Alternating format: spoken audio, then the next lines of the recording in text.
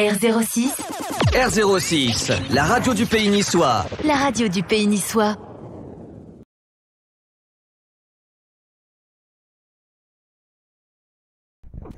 Allez, amis et auditeurs de R06, bonjour. Nous sommes aujourd'hui à Saint-Tropez en présence de deux Tropéziens, deux anciens joueurs de l'OGC Nice, pour nous deux légendes. Marcel Aubourg, gardien de but de l'OGC Nice, et Monsieur Sierra, Jean-Pierre Sierra également, qui était un attaquant à l'OGC Nice et qui ont marqué les souvenirs du Stade du Ré. Donc on va avec eux parler un petit peu, voir leurs souvenirs, qu'est-ce qu'ils pensent de l'équipe actuelle et tout. Donc on va commencer par Marcel Aubourg, gardien de but. Oui, Hier soir, Nice a joué à Monaco et dans ce match-là, le gardien de but polonais, Bulka, a fait... il a arrêté deux pénaltys, c'est le héros du match. Et est-ce que vous également, dans un match de Coupe de France avec Nice contre Marseille, en demi-finale ou en quart de finale, vous aviez arrêté deux pénaltys? Oui, mais ça, c'était les tirs au but. Ouais, tirs au but. Là, c'est dans le match. Là. Et donc, c'est important parce que quand même, dans un match, arrêter deux pénaltys, c'est rare. Il n'y en a pas beaucoup qui ont arrêté deux pénaltys au cours d'un match. Hein. Bon, ils sont peut-être moins bien tirés que... Enfin, il faut les arrêter. Et est-ce qu'il y a une technique pour déstabiliser l'attaquant adverse sur ce genre d'exercice? Dans le temps, c'était plus facile pour les déstabiliser. Aujourd'hui, bon, c'est plus strict, plus pareil aujourd'hui. Bon. Mais je pense quand même qu'un penalty, il vaut mieux être à la place du gardien que du tireur. Parce que le gardien, s'il prend le but, on ne lui dit rien. S'il arrête, c'est un héros. Parce que celui-là qui manque les deux, ou qui manque un penalty, ça le poursuit. D'accord. Et Monsieur Sierra, est-ce que vous avez tiré des pénaltys dans votre carrière ou pas en tant que Très peu. Très peu. Très peu. Je me souviens, j'avais contre Lille, à Nice, au Stade du Ré. J'avais tiré un penalty, j'avais marqué. Mais c'était pas ma force principale, c'était dans les coups francs. Voilà. C'était pas un exercice que vous aimiez, le penalty ou... Je sais pas pourquoi, j'aurais pu aussi les tirer, ça aurait augmenté mon capital but, mais c'était pas mon objectif. Quoi. Et dans les buts que vous avez marqués, donc est-ce qu'il y a un but qui vous reste en mémoire particulier? Totalement, et celui-là, je pense qu'il sera unique à Nice et que ce sera inégalé. C'était contre Sochaux, il y a un coup franc au milieu du terrain. Et à l'époque, le meneur de jeu, c'était Coco Maison. Et je lui dis, allez, laisse-moi le ballon, je vais frapper de là. Il me dit, mais t'es fou, toi, c'est trop loin. Et le public commençait à dire, il a pris un coup de folie, quoi. Il a pris un truc. Et puis l'intuition, il faut croire aux intuitions dans la vie. Et j'ai frappé et j'ai marqué une lucarne. Et le public, il est resté 2 secondes avant de réagir. Et puis après, quand il y avait un coup franc, c'était Serra.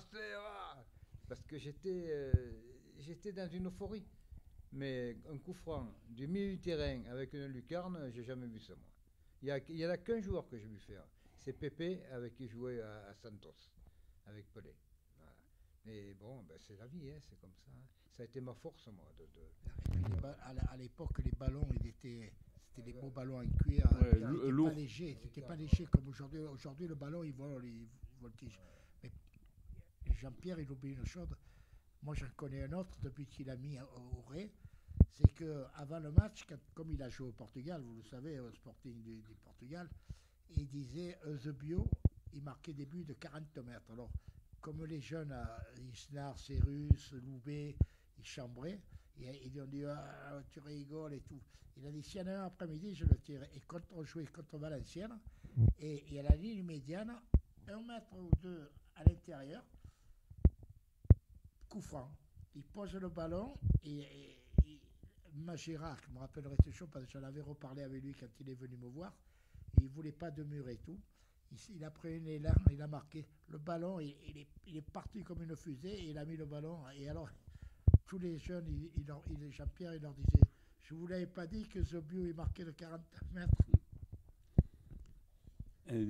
Est-ce que les ballons à l'époque étaient plus lourds? C'était pour un gardien de but, c'était plus difficile? Non, pour un gardien, c'était bien aussi. C'était mieux parce que aujourd'hui, quand vous regardez un tir, que le ballon il flotte. Alors qu'à l'époque, le ballon, quand il venait droit, il ne flottait pas parce que c'était des beaux ballons en cuir. Bon, nous, on avait la chance à Nice, il pleuvait une fois tous les 6 mois. On jouait tout le temps au Ré, on jouait à l'époque, on jouait beaucoup à 3 h l'après-midi.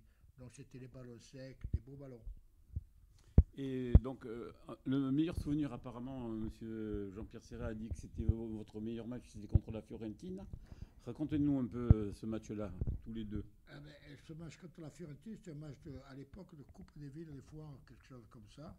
La Fiorentina, c'était à l'époque une grosse équipe. Ils avaient le Brésilien Amarildo, qui avait été champion du monde avec le Brésil au Chili. Il y avait le gardien de but Albertos, que moi j'avais connu en sélection.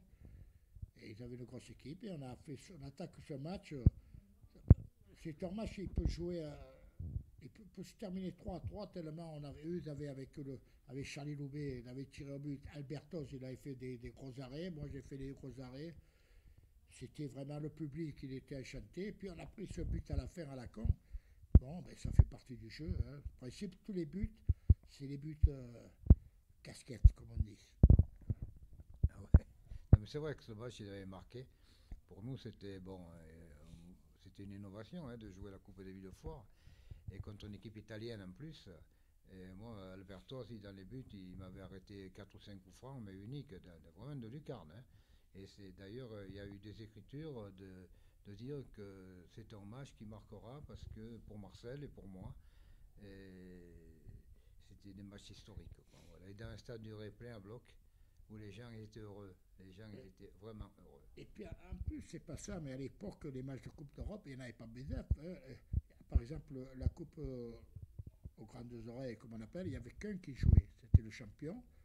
Après, il y avait la Coupe des vainqueurs de Coupe, c'était le vainqueur de la Coupe de France qui jouait. Moi, j'ai eu la chance avec Lyon d'en faire 2, parce qu'on a fait 2 finales. On a fait même une demi-finale contre le Sporting avant qu'il arrive, Jean-Pierre, on a perdu. Et il n'y avait pas beaucoup d'équipes qui jouaient la Coupe d'Europe par rapport à maintenant. Donc c'était extraordinaire de pouvoir disputer ça. Oui, parce que maintenant il y a une multiplication des coupes. On a l'impression plus que l'UEFA veut gagner de l'argent, quoi, en fait. Maintenant, c'est une question d'argent maintenant. Hein. Ils font.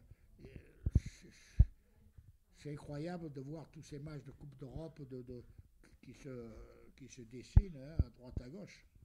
Parlez-nous un peu des salaires à l'époque. Ah, putain, ça fait rigoler. Et alors, bon, nous à l'époque, on va parler en euros, hein, comme ça les gens ils sont mieux. On touchait, moi à l'époque je touchais 500 € par mois. Et les primes de match, c'était, alors attendez, on touchait 200 francs le match gagné, ça fait 30 €. 30 € le match gagné. 30 € le match gagné et 15 € le match nul. Vous vous rendez compte? Et alors, quand je me rappelle, au Stade du Ré, quand ça n'allait pas bien, ils nous criaient trop payés. Vache Nicolette. Ah oui, c'est l'expression des supporters niçois. Moi, je me rappelle, quand je suis arrivé à l'OGC Nice, j'arrivais de Lyon, ils criaient, au départ, ça n'a pas bien marché. Ils me criaient Vache Nicolette. Et alors, je disais à Corée, mais qui c'est Nicolette? C'est l'entreprise qui fait les routes, je sais pas quoi. Là. C'était incroyable. Et aujourd'hui, comme il disait Jean-Pierre, ils disent plus rien. Et de toute manière, moi j'ai eu un parallèle avec quand j'ai signé mon premier contrat professionnel avec l'OGC Nice. Et j'avais 19 ans.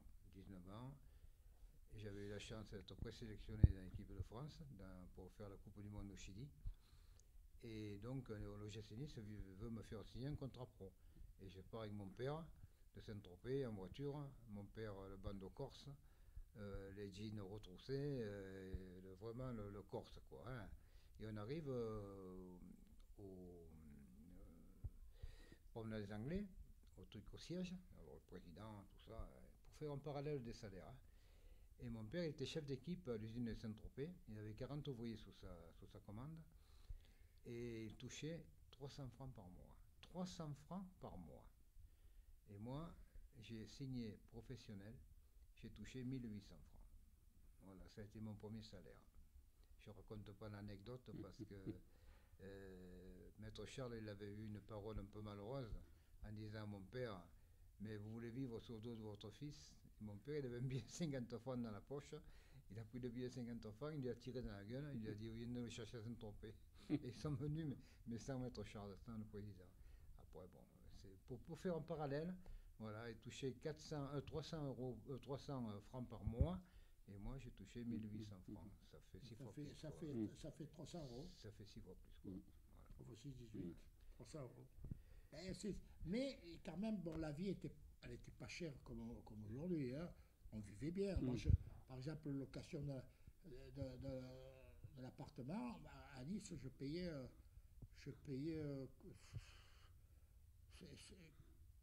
450, 50 euros par mois. Je payais, donc c'était vraiment pas cher. J'habitais là-bas, je me rappelle plus. De toute manière, même au stade, les places, c'était pas cher du tout. Non, et en plus, ils nous criaient remboursé quand ça. C'était incroyable. Aujourd'hui, non, mais de toute façon, malheureusement, c'est pas comparable parce que on peut pas comparer. C'est incomparable parce que moi, si on va chercher plus loin, moi j'ai fait la Coupe du Monde en Angleterre et on a touché. Alors, moi j'ai fait les 3 matchs, l'Angleterre, l'Uruguay, le Mexique, et on a fait un match nul, on a perdu les 2 autres. Enfin, il y avait la prime de match, on était les professionnels. On a touché 200 000 francs chacun, ça fait 40 euros. 40 euros. Ouais, quand on voit les salaires de nos jours. C'est notre monde. C'était notre monde, c'est pour ça qu'on ne peut pas comparer. C'est incomparable parce que, d'ailleurs, quand je vois avec les anciens de notre âge, 80 ans, hein, parce que c'est effarant. On rigole même parce que, vous savez, il y a beaucoup d'anciens joueurs qui, malheureusement, ils ont des moments durs, hein, parce qu'ils n'ont pas gagné. Parce qu'à l'époque, il y avait, pour se recycler, c'était beaucoup plus dur que maintenant. Hein. De toute manière, moi je peux faire un parallèle aussi. Un jour, j'avais posé la question à un ami à moi qui était un grand joueur, hein, Jean-Pierre Dogliani. Et il était à l'époque à Strasbourg et le président, c'était Jean Echter. Et je lui ai dit, dis-moi un petit peu, là, je lui ai posé la question, je lui ai dit, combien je toucherais moi maintenant avec le poste que j'avais, les buts que je marquais, tout ça, et patati patata. Il me dit, toi, tu toucherais entre 800 et 1 million par mois. Je me vois pas, tous les mois, qui me tombent sans les primes de match, sans les primes de buteurs et tout ça. Je trouve, moi, que je suis jamais... Il y a quelque chose qui n'est pas ancré dans ma vie, c'est la jalousie. C'est un truc qui est abject et je n'admets pas. Mais quand même, c'est déphasé complètement. Voilà. C'est mon point de vue personnel. Hein. Oh, je pense que c'est le point de vue de beaucoup, hein, quand on voit certains salaires de nos jours par rapport à des médecins qui sauvent des vies. Alors, il y a un problème là, quelque part, quand on voit des joueurs évalués à 20, 30, comme ils sont évalués, 30 millions d'euros et tout, il n'y en a pas un qui les vaut. Seulement, il doit y avoir de la gavade de tous les côtés. Là, tout le monde y va à la grue. Puis, hein, parce que moi, je ne me levais pas de la tête. Là. Tout le monde y va à la grue. Puis, hein, parce que déjà, de mon époque, j'avais un entraîneur que je connaissais intimement. Il me disait que les managers, ils venaient, ils disaient, voilà, on va proposer ce joueur. Là, on va te donner tant. Et toi, tu dis, ouais, il est bon. Et tout. Alors, tu penses aujourd'hui, à l'époque, c'était des petites valises, mais aujourd'hui, c'est des mâles. C'est pas possible. Comment on peut évaluer des joueurs au prix qu'on voit quand on a joué au ballon? Tiens, mais alors, Pelé, combien il vaut? Combien il vaudrait Pelé aujourd'hui? Cruyff, tous les grands joueurs qu'on a connus, Maradona, Cruyff, Pelé, Di Stefano, Puskas, c'était autre chose que ça. Non, moi, je pense qu'il faut une juste valeur. D'ailleurs, vous avez l'exemple aujourd'hui à Marseille. C'est pas comment ça va finir, mais c'est lamentable tout ce qui se passe. Alors, il y a des jalousies, des types qui disent ouais, ils touchent ça, ils ne battent pas. C'est malsain en fait. C'est malsain. Une question pour tous les deux. Avec quel joueur vous avez eu le plus d'amitié, vous étiez le mieux, vous entendiez le mieux en fait? À Nice et peut-être dans d'autres clubs, quoi. Bah, moi, personnellement, comme je suis issu d'une famille de 8 enfants, j'étais fait pour la collectivité. Donc, j'étais bien dans les moules du football. J'étais bien. À Nice, on avait une bonne équipe de copains. Ça, je suis obligé. On était jeunes, le même âge. Il n'y avait pas de jalousie. On en revient au salaire. On touchait tous à peu près la même chose. Donc, il n'y avait pas de. Et dans tous les clubs où je suis passé, c'était super. Moi, j'ai rencontré que des bons potes. Moi, personnellement, bon, j'ai mon ami de toujours, Marcel. Ah ouais, on est nés ensemble. On est nés ensemble, on cadre ensemble. Donc, c'est une frontière qui est inébranlable. Par contre, oui, j'ai rencontré un grand monsieur. Un grand monsieur, à part mon entraîneur Jean Luciano, à qui je dois tout. Vraiment, je dois tout. Et je le remercie encore, même dans l'au-delà. Mais un grand joueur, Rachid Mekloufi. Je l'ai connu à Bastia et je l'ai connu trop tard. Garçon inégalable à tout niveau, footballistique, humain, d'intelligence. Et d'ailleurs, je lui ai dit, et un jour il m'a dit, tu sais Jean-Pierre, lui il joue à Saint-Étienne avec Révelli. Il m'a dit, si je t'avais connu avant, tu aurais été plusieurs fois international. C'est vrai parce que c'était un tandem qui, d'ailleurs, ils l'ont marqué dans l'histoire de Bastia. À tous les deux, on a marqué la moitié des buts. Voilà. Lui, franchement, c'était celui qui m'a le plus marqué. J'enlève le côté étranger Sporting de Lisbonne, parce que Sporting, j'ai connu l'avant-garde du football. C'est le football portugais qui dominait l'Europe. Benfica, il avait gagné la Coupe d'Europe. Le Sporting avait gagné la Coupe des Coupes. Donc Marseille, ils avaient perdu en demi-finale avec Lyon. Là, par contre, c'était une autre dimension. Et j'ai un petit reproche à me faire à moi-même, c'est que je suis un peu visionnaire du futur. Et j'avais déjà ce football en étant attaquant de pointe. Hein. C'est-à-dire que je jouais 11, mais je pouvais me déplacer de l'autre côté, je pouvais me déplacer au niveau avant-centre, et il fallait que les autres comprennent ça et prennent ma place quand je n'étais pas là. Et en France, on avait encore un peu ce côté statique, où le 11 il devait jouer à l'aile gauche, à l'aile droit, ainsi de suite.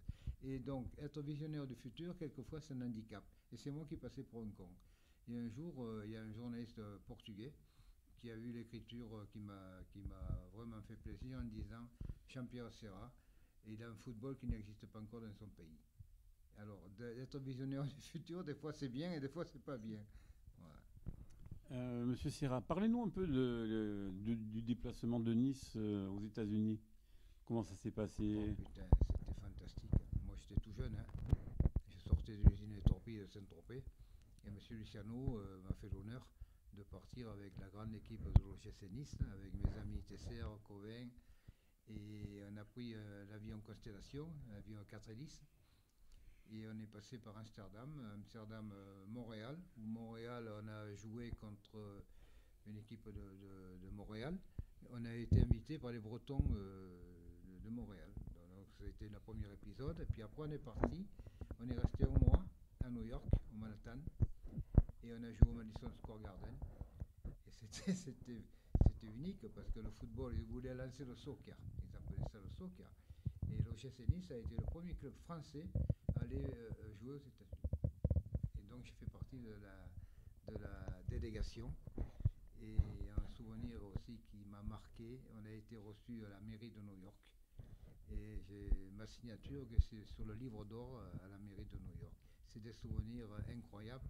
Et en plus, moi j'étais métamorphosé parce que un an avant ou un an et demi avant, les gens avec qui je jouais, avec qui j'allais jouer, c'était mes idoles. Parce que l'OGC Nice dominait le football. C'est des choses qui marquent dans la vie. Ouais, ça restera à jamais gravé dans votre mémoire. Jamais gravé dans mon mémoire. On a tous, par exemple, moi, en 58, j'étais cuisinier. Je travaillais à la cuisine à Saint-Tropez sur le port. Et c'était le début de la télévision pour la Coupe du Monde en 58. Et il y avait un bar qui est toujours à côté du bistrot du port, s'appelle. Et il avait la télévision. Et le soir, à 6h, il y avait le match. Moi, je partais de... Mon oncle, où tu vas? J'ai dit, je vais faire chercher des salades. Et j'allais regarder les matchs pendant un quart d'heure, puis je repartais, enfin, je faisais que des allers-retours, et je regardais les matchs. Donc c'était en 58. En 59, je pars à Lyon, et en 60, on joue, on était amateur à l'époque, je joue, j'étais militaire, je vais jouer au stade de Reims, le gardien de but était blessé. Et je me retrouve avec Colonna, Coppa, Fontaine, Vincent, Piantoni, un an et demi avant, je regardais en tant que cuisinier à la télé, j'étais là, j'étais tout béat d'admiration et ça me semblait pas possible. Des petits types comme nous, quand on arrivait de la campagne, Saint-Tropez, à l'époque, c'était pas connu comme maintenant, hein, Saint-Tropez. Et c'était fabuleux, c'était des souvenirs extraordinaires. Et je me rappellerai toujours dans le couloir, quand moi je les regardais, Coppa, tout ça, et Doumé, Colonna, il vient, il me fait, j'espère que tu ne vas pas être impressionné par tous ces petits, là. Impressionné. J'avais les jambes, c'était un flanelle. Et on a perdu 2-0, mais j'avais fait un bon match. Arrête, c'était. Moi j'ai le souvenir d'une photo de vous qui a traversé l'histoire, je veux dire, quand vous jouez à la pétanque avec des artichauts. Comment ça s'est passé, en fait, cette histoire-là? Non, ça, c'est une histoire baroque, parce qu'on avait joué la finale de la Coupe de France contre Lyon, et on marque un but, refusé. Alors, pourquoi? Alors, le drame pour nous, c'est que les 3 arbitres qui avaient arbitré, les 2 arbitres de touche, c'était 2 arbitres qui d'habitude ils officiaient comme arbitre de champ. Alors, bon, c'est là que j'ai découvert je ne savais pas qu'il fallait, quand on marque un but, entre le gardien et le ballon, deux personnes, et si elle a fait des trucs à la con. Et on marque 3 buts, comme ça, 3 refusés pour pour ces choses-là. Donc les Bretons, parce qu'il y avait les Bretons hein, à l'époque à Paris, à Colombes, ils avaient envoyé des artichauts dans les 18 mètres, on aurait dit un champ. Alors moi j'ai pris un artichaut, je l'ai jeté et il a tapé sur la barre transversale. Alors je disais, je me regardais hein, parce que le ballon, ouais. Et je faisais les 3 pas et j'ai tiré quelques artichauts comme ça. Ça s'est fait un truc à la con. Et d'ailleurs, comme tout le monde en avait parlé à l'époque, quand j'habitais là, un petit village à 3 km de Rennes, ça s'appelait Vézin-le-Coquet. Et un jour, j'ai vu un camion arriver, d'Ifendic, avec 2 caisses. Qu'est-ce que c'est ça? C'est les Bretons qui m'avaient envoyé 2 caisses d'artichauts. Et je les avais donnés à tout le village. C'est incroyable. Et racontez-nous l'anecdote avec Pancho González, le fameux match à Lille, où il chante. Ah non, ça c'est le retour. On joue à Lille. Je crois que tu étais blessé. Enfin bref, on perd 3-0. Le matin, on prend l'avion pour entrer à Nice. Et il y avait un brouillard là-bas dans le nord. Donc on a attendu que ça se dissipe et ça s'est dissipé dans l'après-midi. Malheureusement, l'avion, au lieu d'aller sur Nice, on est allé sur Marseille. Donc on a fait Nice-Marseille et à Marseille, on a pris un car pour entrer à Nice. Et dans le car, il y avait tous les jeunes, Pancho, une chanson, il ne fallait pas le prier beaucoup. Au départ, pour chanter, oh non, vous croyez, j'ai mal à la gorge et tout ça, mais une fois qu'il était parti, vous ne l'arrêtez plus. On est parti de Marignane, il s'est mis à chanter, il s'est arrêté à Nice. Pendant 2 heures, on n'en pouvait plus. On avait perdu 3-0, et il y avait M. Folz qui était le président avec M. Albert et Charles. Et je ne vous dis pas la tête qu'il faisait. Hein. 3-0, il avait chanté. Je trouvais ça assez sympa. Après, M. Serra, est-ce que vous avez un regret avec l'OGC Nice? Quelque chose que vous auriez aimé gagner ou faire On a toujours envie de gagner des choses, hein, c'est certain. Non, mon grand regret, il y a l'OGC Nice, c'est mon club de départ. En définitive, il y a eu 2 étapes. Mon club de départ, après je suis parti. J'ai connu le football portugais, le Sporting. Je suis rentré parce que, pour une question famille, mon père qui est décédé. À l'époque, on n'avait pas des psychologues, on n'avait pas des gens qui auraient calmé mon ardeur. Je ne voulais pas laisser ma mère seule ici à Saint-Tropez. Et j'ai tout fait pour... le club Sporting a tout fait pour me garder et moi j'ai tout fait pour rentrer à Nice. Et à l'époque, c'était M. Albert qui m'avait contacté. Et M. Luciano, à l'époque aussi, qui a fait le forcing pour que je revienne au GC Nice. Et j'ai re-signé pendant 3 ans. Voilà. Mais sinon, honnêtement, je serais resté au Portugal. C'était ma vie, c'était mon football, c'était ma joie de pratiquer dans un stade plein. Tous les dimanches, il y avait 60 000 spectateurs, des gens qui connaissaient le football, des journalistes, je m'excuse de le dire, mais qui étaient très compétents. Voilà, donc j'étais dans mon rêve, quoi, en définitive, et en plus, je flambais à tout va. Ils m'ont comparé à Eusebio, c'était pas rien, hein, d'accord, voilà. Donc, d'ailleurs, je pars dans une semaine, je vais passer une semaine au Portugal. J'ai déjà réservé au stade Alvalade, où je serai bien accueilli, et dans les restaurants de Fado où j'allais, et où les gens se rappellent encore de nous. Et là, je vais appuyer aussi sur un petit peu quelque chose qui va grincer, mais ils ont une culture du sport, du football en particulier, où les anciens joueurs sont reconnus. Nous, en France, on parle de Copa, peut-être qu'ils ne savent même plus maintenant qui c'était Copa, alors que c'était vraiment des idoles, pas pour moi des idoles. Moi, je pense... Quoi qu'encore, à l'OGC Nice, ils reçoivent les anciens, il y a quand même une culture, les anciens. C'est très bien, quoi. ça c'est super. Mais pour en revenir à Jean-Pierre, moi j'ai toujours dit, et je le maintiens, c'est vrai que son père il est parti, mais la grosse erreur pour moi qu'il ait fait, parce que c'est vrai qu'au Portugal il était quelqu'un, hein, c'est de revenir à l'OGC Nice. Je pense qu'il serait resté au Portugal, ça aurait été autre chose.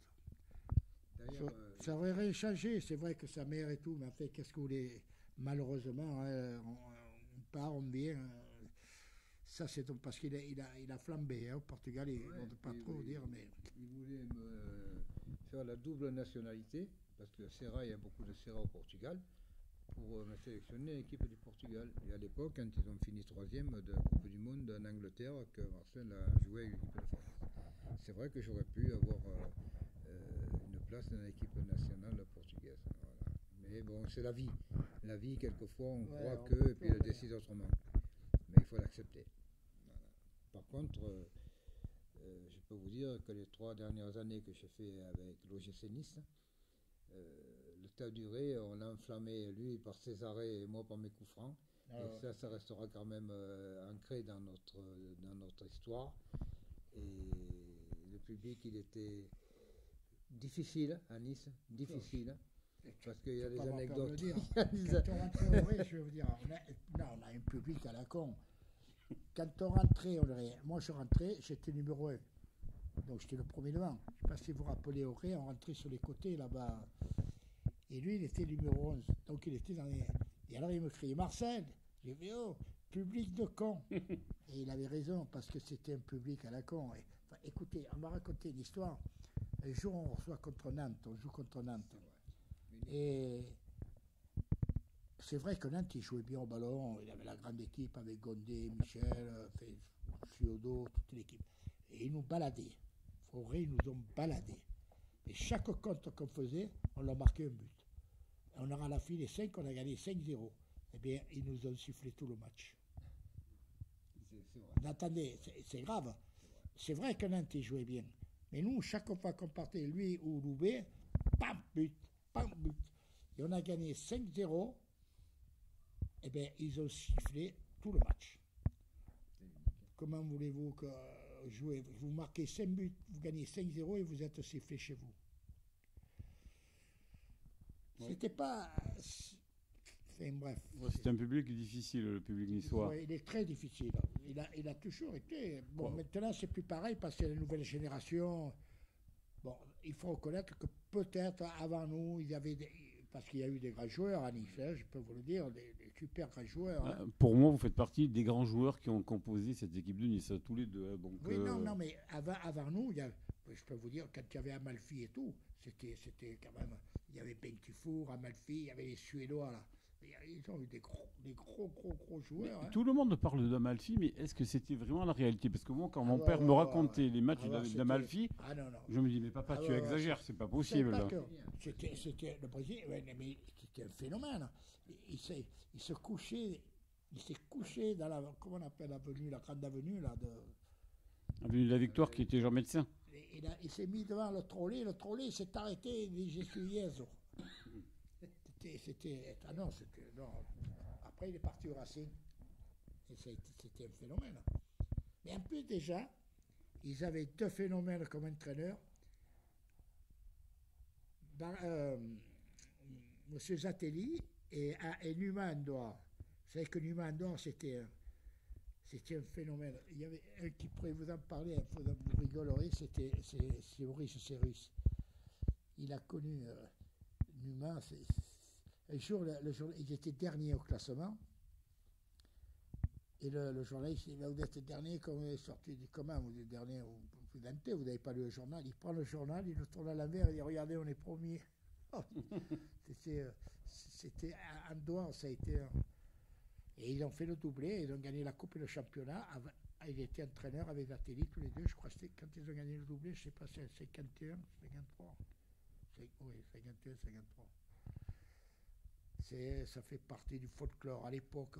Aujourd'hui, c'est plus pareil, le football avait l'argent. À l'époque, moi j'ai toujours dit qu'on était des professionnels, mais améliorés par rapport à aujourd'hui. Parce qu'aujourd'hui, c'est. Quand vous voyez que nous, chacun arrivé avec ses équipements, aujourd'hui, ils sont tous habillés pareil. Rien que ça, déjà, c'est une marque de.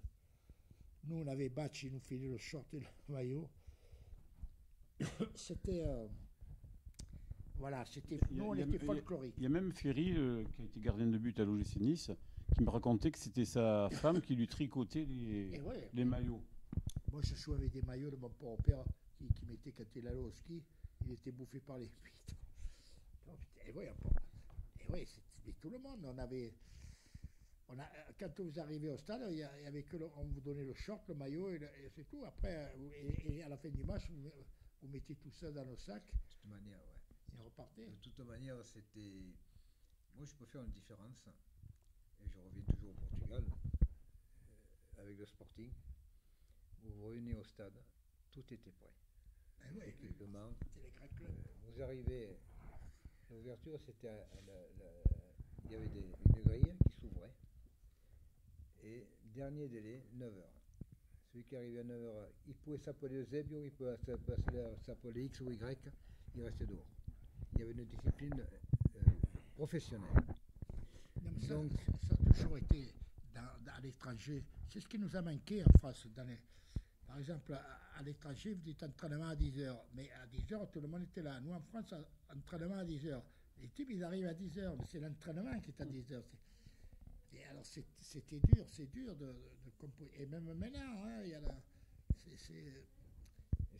y a beaucoup de difficultés parce que ça me plaisait pas. Saint-Étienne, ils étaient venus voir comment ça se passait. Ils avaient vu la différence entre. Je me rappelle quand je suis rentré au GC Nice, on s'entraînait de 9h à 11h, puis après on était lâché dans le truc. Là, non. Là, on était pris en main de A à Z. Et oui, mais rappelle-toi quand nous, on était à l'OGC Nice, on était là-haut au Stade du Ré, à Gorbet, là. À Gorbet, là. Il y avait des équipes italiennes qui venaient. Eh bien, des fois, on était dans la tribune, on les regardait. C'était incroyable l'entraînement. Ils avaient l'entraînement pour les gardiens, l'entraînement pour ceux. Il était plusieurs, alors que nous, il n'y avait que Pancho. Tu te rendais compte, rien que ça, tu disais, putain, moi, j'ai jamais fait l'entraînement de gardien de but. Aujourd'hui, on le fait. Et on courait on courait autour du stade, et puis après, on se mettait dans le but, on jouait. Mais il n'y a jamais eu d'entraînement de gardien de but. Quand je suis rentré à l'OGC Nice, après de mon passage au Portugal, président de l'OGC Nice, il me dit alors comment ça se passait en bas? Et je lui raconte. Hein. Il me dit oh là là, mais c'est dur, c'était de l'esclavage. J'ai dit non, c'est du professionnalisme. Nous on est lâchés on vient à 9h, à 11h c'est fini et on ne s'occupe plus. Et voilà, il y a une différence énorme. Hein. C'est pour ça que Saint-Étienne était venu voir comment ça se passait. Et puis après ils ont formé le grand club de Saint-Étienne à partir de ça. Il faut avoir une discipline dans la vie. Et surtout quand on fait un métier sportif. Les Italiens, c'était strict, hein, putain. Moi, ça me plaisait. Ouais. Moi, ça m'a jamais gêné, ça. Hein, jamais, hein. Moi, j'aimais cette discipline. J'estime que c'est un respect déjà vis-à-vis des autres. Entraînement à 10h, vous arrivez à 10h, que l'autre il arrive à 10h10. Si tout le monde y fait pareil, t'en as pas. Ça, c'était un peu le truc de l'équipe des clubs français. Et Monsieur Bourg, est-ce que vous avez en mémoire un arrêt comme Banks a fait en Coupe du Monde qui vous reste en mémoire? Un arrêt extraordinaire. Ou même Monsieur Syrah, est-ce que vous avez un arrêt en mémoire de Marcel? Marcel, en plus, il avait, comme on dit, il avait le cul. Ah ouais. Il avait la moi, je plongeais pas beaucoup. Hein, je plongeais pas beaucoup. Et puis, il était impressionnant parce que c'est sa stature. Oui, j'avais un placement. Moi, je m'ai fait par des arrêts. Il anticipé. Je peux pas vous dire, mais j'en ai eu fait des beaux. Pas mal même. Oui, pas mal. Je me rappelle toujours, il y a un match à Rennes. Oh putain, ça nous avait marqué. Et le type, il avait tiré au moins 4 ou 5 fois sur les poteaux. Franchement, hein. Dernière seconde, je m'échappe et je marque le but. Ouf, il me courait derrière. Là, c'est. On a des gars. Tu avais marqué. Mais le plus beau, c'est à Sedan. À Sedan, on a joué, là-bas à Sedan, c'était en hiver, il devait faire au moins 10. On était tous autour de. On n'est pas sortis s'échauffer. Tu te rappelles, ils se chauffaient, là, le maire et toute l'équipe. Et on marque. Tu te rappelles le but que tu mets aussi, le 30 mètres, là. Et on gagnait 1-0. Pancho, à la fin du match, je le vois partir en courant, parce qu'il y avait du Gogues, l'entraîneur de Sedan, c'était quelqu'un. Hein. Il s'est mis devant la porte de Sedan où on passait, et il entonnait « Oh, la plus belle à Nice ». Pourtant, je dis pas ce que tu fais. C'était un phénomène. Il a chanté pour larguer du Gogues. Non, mais en plus, c'était extraordinaire, c'est que on voyageait en train. Alors, ça me fait les heures de train. Mais quand vous regardez Nice, nous on partait de Nice, on montait à Paris. À Paris, on changeait le train. Si on allait à Sedan, à Strasbourg, ça fait des 10-15 heures de train. Hein. Et c'est pour ça qu'il y avait une grosse camaraderie, une grosse amitié qui s'est créée, parce qu'on était ensemble tout le temps. Aujourd'hui, ils prennent l'avion le matin, et après le match, ils sont à la maison.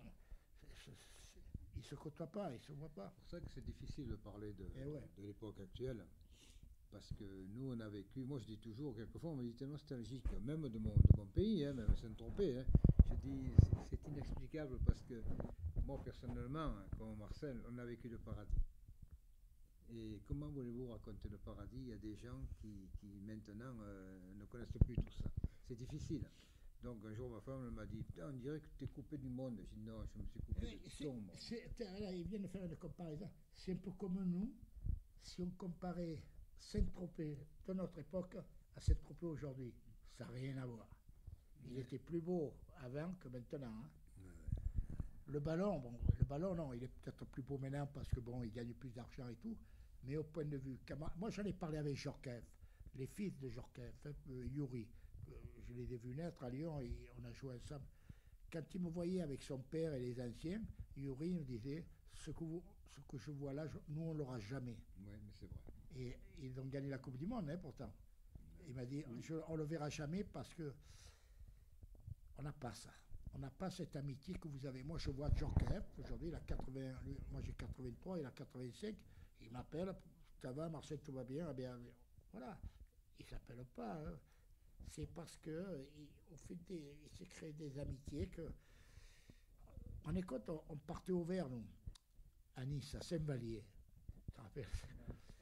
On montait, on partait au vert à Saint-Vallier presque tous les week-ends. Et on était tous contents dans la Saint-Vallier. Oui. Dans le champ. Et à l'époque, quand vous faisiez les déplacements en train, vous vous occupiez comment? C'était les cartes? Tarot. Alors on jouait, on avait les chantiers. Nous, on avait les chantiers, première division. Nous, on avait un jour à Sochaux, je vais vous raconter une anecdote. Nous, le chantier, il y avait Giner, Santos, Segara et moi. Et un jour, on va jouer, on part à Sochaux. Et on fait Nice-Paris. À Paris, on change, on va à la gare du Nord, de l'Est, et on prend le train pour Sochaux. On arrive à Sochaux, et Santos, il avait un gros jeu. Il dit, bon, allez, c'est fini. Il nous a fait descendre sur le quai avec les cartes. On a pris à l'époque, il y avait des trucs pour qu'on mettait les bagages, vous savez, des gros chariots, là. Il nous a fait installer, comme on était dans le train, et on a fini la donne sur le quai à Sochaux. Mais aujourd'hui, vous ne le faites pas, ça. Pas possible. Santos, il est décédé, lui aussi. Bon, on va se quitter sur ces bons mots. Est-ce que vous avez un petit mot à dire aux supporters niçois ou quelque chose qu'on aurait oublié? Moi, par exemple, aux supporters niçois, bon, comme c'est tout nouveau, les nôtres, ils sont comme nous, ils ont 100 ans, ils vont plus au stade. Vous avez je pense, c'est maintenant, je pense que cette année, vous avez une bonne équipe et il faut la soutenir et pas siffler. Exact. Je vais en ajouter. En tout cas, moi, j'ai passé un entretien magnifique avec vous et je pense que vous devriez écrire des mémoires et faire un livre. Le nombre d'anecdotes, je pense qu'il ravirait beaucoup de monde. Moi, j'ai que le certificat d'études et encore j'ai copié sur le black. Sinon, je serais toujours à l'école. Vous avez des anecdotes extraordinaires, je pense. Ça, j'en ai à revendre. Hein. Des anecdotes, que ça soit dans Donc, j'en appelle à certains qui ont écrit des livres sur l'OGC Nice. Venez rencontrer nos deux anciens, vous verrez, ça sera très bien. Ouais. Allez, la baillette à toutes et puis Issa Nissa.